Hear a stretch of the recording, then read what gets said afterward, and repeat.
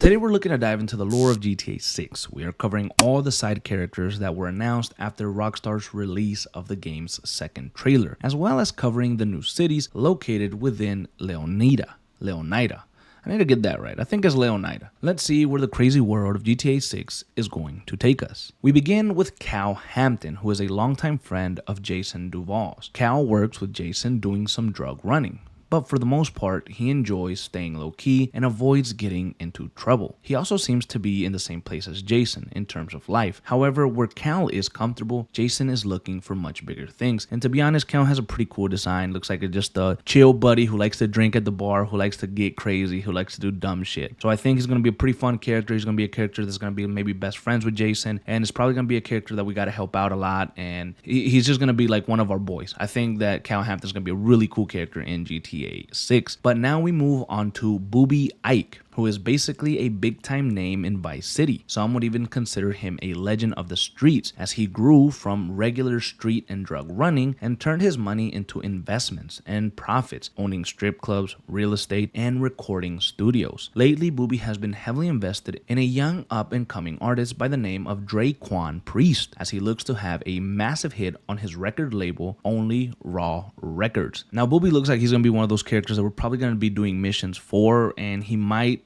be an ally or he might be an enemy, depending on what choices we make or depending on where the story takes us. And I think moving to Draquan is a good choice here. Dre grew up in the streets, and from a young age, he began learning the art of hustling to make ends meet for himself and survive. But Dre knew that his ultimate goal was always to break into the music industry and make it big time. And I think that Draquan and Booby are probably going to be together for most of the game's story. But now we'll look at Real Dimes, which is made up of high school best friends Bay Lukes and Roxy, as the two have figured out a way of hustling the hustlers. And their extreme use of social media keeps them in the public eye a lot more than others. They are entrepreneurs, social media influencers, and rappers. Real Dimes came onto the scene 5 years earlier after a hit single. Now they've also signed on with Only Raw Records, and they hope that they can take the rap world by storm once again. I think Real Dimes is going to be fucking a mess. I bet they're going to be fucking funny and just doing crazy shit. So I'm excited to see that.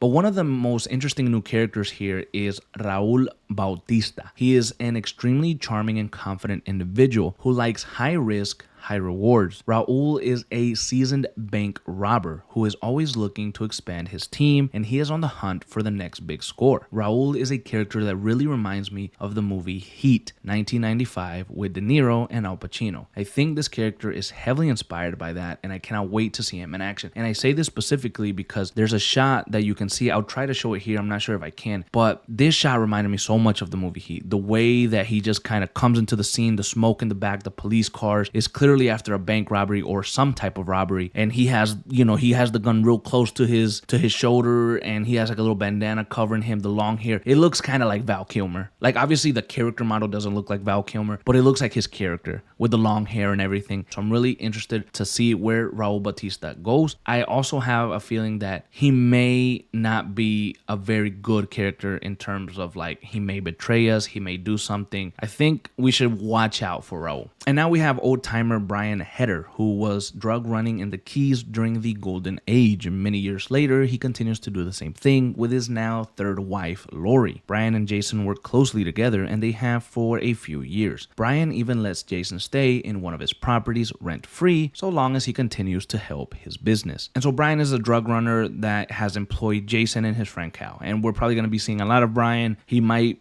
I wouldn't say maybe a father figure, but he might be like one of those people that maybe Jason looks to and confides in and takes care of. So Brian might be a really good character that we're going to be seeing consistently. He's probably going to be a side character that gives us a lot of missions and things like that, specifically in the beginning of GTA 6. But as of now, those are all the characters and their information. At least that's all we have so far. So we can now move into the cities within Leonida. And we're going to begin with the classic old school, the never dull Vice City, which is described as the glamour, hustle, and greed of America, captured in a single city. Each neighborhood has something to offer, from the pastel Art Deco hotels and bright white sands of Ocean Beach to the bustling panaderias of Little Cuba and the bootleg brands of the Tishwaka Flea Market out of the VC port, the cruise ship capital of the world. So there's Vice City in all its glory. and I'm very excited to see how it looks so many years later compared to the original GTA Vice City. I wonder if there's going to be callbacks. I wonder if there's going to be any remnants of what it was back in the 80s. So I'm very, very excited for that. But now we move on to Leonida Keys, where life isn't flashy, but it's easy. Get your buzz on and pull up a deck chair, but look out. You are right on the doorstep of some of the most beautiful and dangerous waters in all of America. And Leonida Keys seems to be a very touristic place. It looks like a lot of tourists come through that area. There's a lot of open water where you can take your ship and go out to sea and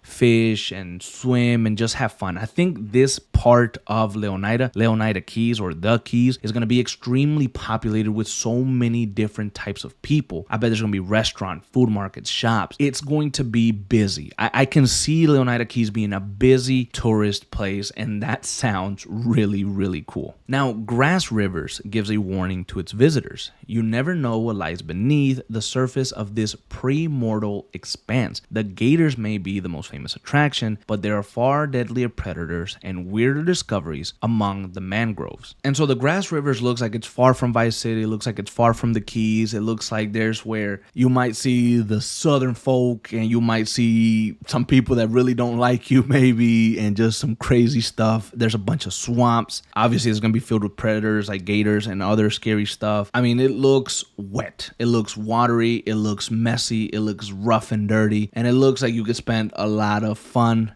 times there. And now we move on to one of the more forgotten areas of Leonida, which is Port Gilhorn, where one can find cheap motels, shut down attractions, empty strip malls that won't bring tourists back. But there's a new economy in this once popular vacation spot. It's fueled by malt liquor, painkillers, and truck stop energy drinks. Jump on a dirt bike and hold on to your wallet. But it looks like it's just kind of run down. Like it's going to be maybe similar to the Keys, but like a really rundown Keys. I got a feeling there's going to be a lot of crime there, bunch of hookers. So it's probably going to be crazy and just filled with like people that are rude. Looks cool, to be honest. Looks like there's gonna be a little small buildings, nothing crazy, kind of run down, but it'll probably have a charm to it that I'm looking forward to seeing.